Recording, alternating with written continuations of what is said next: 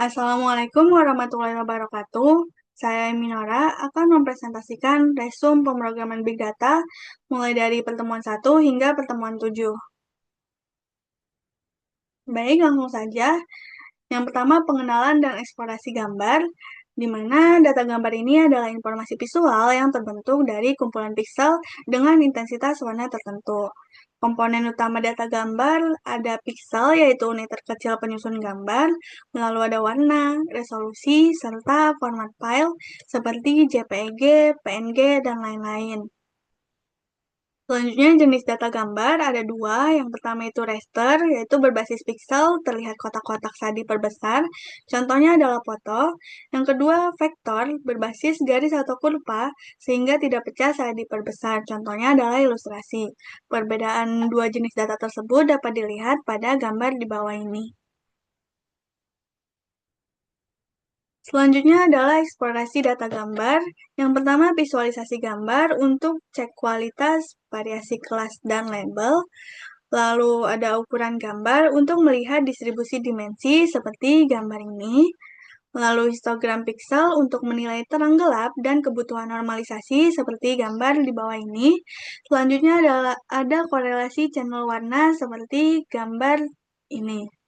Lalu ada deteksi outlier untuk identifikasi gambar rusak, terlalu terang atau gelap, atau tidak relevan. Dan yang terakhir ada augmentasi eksploratif untuk menguji rotasi, flip, dan resize untuk menambah variasi data. Baik, selanjutnya adalah klasifikasi gambar. Klasifikasi gambar adalah proses pengelompokan gambar ke dalam kelas tertentu berdasarkan pola visual seperti warna, bentuk, tekstur, serta fitur lainnya. Dengan tujuan memberi label pada setiap gambar, misalnya kucing atau anjing, sehat atau tidak sehat, produk A atau B, dan sebagainya. Contoh penerapannya, yang pertama membedakan gambar kucing versus anjing, yang kedua mendeteksi penyakit dari citra medis, dan yang ketiga pengenalan wajah pada aplikasi keamanan. Untuk gambar ini adalah pengklasifikasian dari kelas outdoor serta indoor. Selanjutnya adalah alur klasifikasi gambar. Yang pertama, pengumpulan data. Data bisa diperoleh dari website Kaggle atau RoboFlow, lalu dilakukan exploratory data analysis untuk menilai kualitas gambar, variasi per kelas, serta ukuran gambarnya. Setelah itu dilakukan pre-processing seperti resize ukuran gambar, normalisasi pixel, konversi RGB, dan menghapus data blur. Lalu dilakukan augmentasi data untuk menambah variasi data melalui rotasi, flip, zoom, atau crop. Setelah itu dilakukan training CNN, lalu evaluasi model. Setelah model dievaluasi, maka gambar baru dapat diprediksi secara otomatis. Pemodelan CNN dalam klasifikasi gambar. CNN atau Convolutional Neural Network adalah model deep learning yang dirancang untuk memproses dan mengenali pola pada gambar. CNN belajar fitur secara otomatis mulai dari garis, bentuk sederhana, hingga objek yang lebih kompleks. Alur dari CNN yang pertama ada input layer, selanjutnya ada convolution layer untuk menangkap pola dasar dari gambar seperti garis, sudut, bentuk, dan tekstur. Yang ketiga, relu untuk menghilangkan nilai negatif agar proses perhitungan lebih efisien dan stabil. Yang keempat, ada pooling layer untuk mengecilkan ukuran fitur supaya lebih sederhana. Yang kelima, flatten untuk mengubah hasil ekstraksi fitur menjadi satu dimensi. Dan yang keenam ada fully connected layer untuk mengolah informasi yang sudah diringkas. Dan yang terakhir ada output atau softmax untuk menghasilkan kelas akhir, misalnya kucing, mobil, dan lain-lain dengan probabilitas. Berikut adalah ilustrasi dari Convolution Neural Network.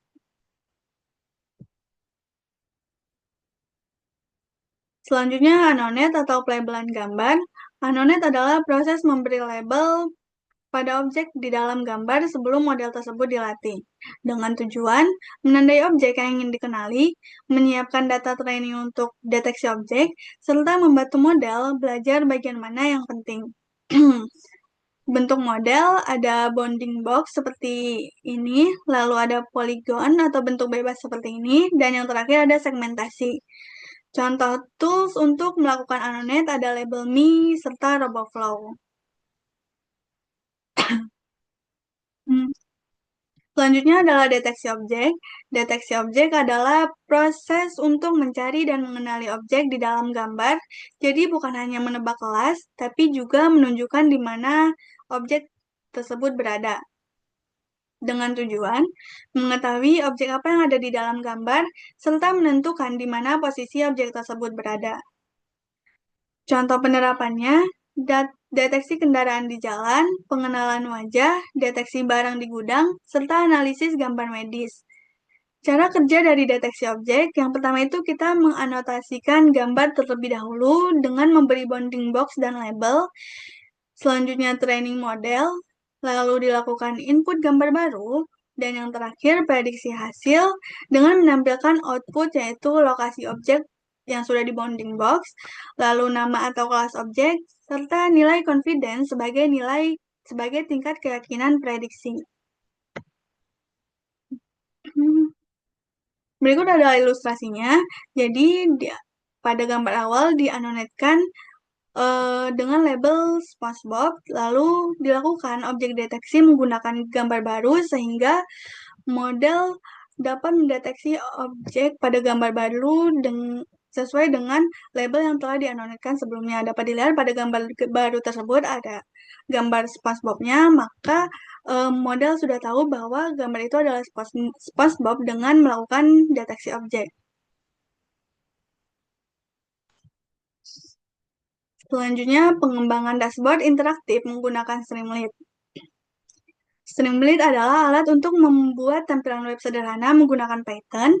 Dengan Streamlit, model yang sudah dibuat bisa menjadi dashboard web interaktif yang mudah digunakan oleh siapa aja. Dashboard Streamlit diambil dari GitHub, yaitu tempat penyimpanan file kode dan model. Jadi, setiap update di GitHub, dashboard otomatis ikut diperbarui. Streamlit dapat menampilkan teks, gambar, maupun grafik, menerima interaktif seperti upload gambar, menjalankan model machine learning, dan menampilkan hasil prediksinya secara langsung pada tampilan web. Berikut adalah tampilan dari dashboard Streamlit yang telah dibuat sebelumnya.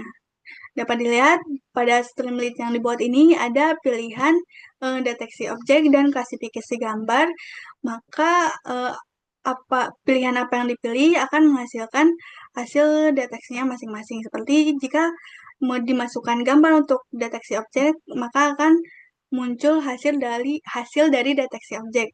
Dan ketika dimasukkan gambar untuk klasifikasi gambar, maka hasil output yang diperoleh adalah klasifikasi gambar. Selanjutnya adalah scraping.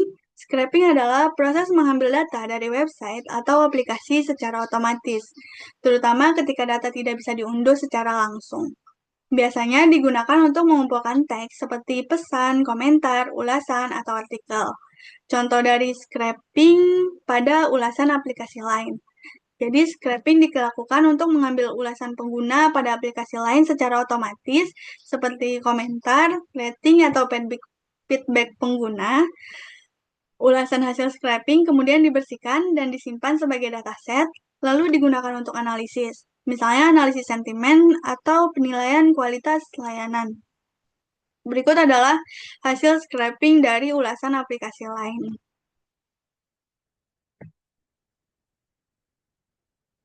Selanjutnya adalah analisis sentimen. Jadi, analisis sentimen adalah proses untuk menentukan emosi atau opini dalam sebuah teks. Biasanya dikelompokkan menjadi positif, negatif, atau netral.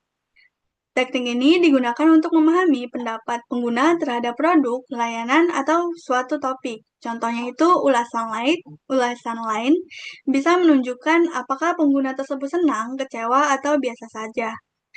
Tujuannya untuk mengetahui kecenderungan pendapat pengguna, selanjutnya mengukur kepuasan atau keluhan, lalu menganalisis pola komentar atau ulasan dalam jumlah yang besar, lalu membantu pengambilan keputusan berbasis opini.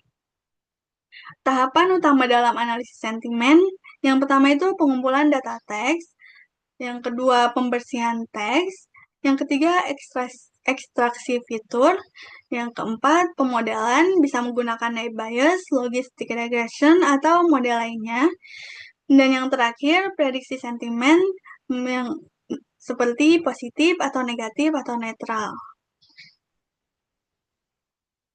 Berikut adalah visualisasi analisis sentimen dari aplikasi lain. Gambar pertama adalah Tangling Distribution, panjang frekuensi distribusi dari ulasan aplikasi lain.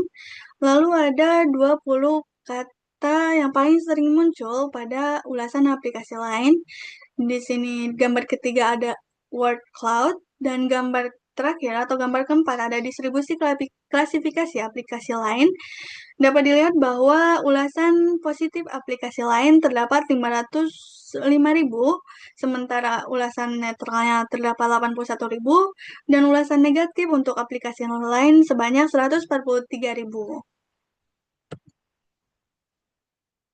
Baik, itu saja presentasi dari saya. Wassalamualaikum warahmatullahi wabarakatuh.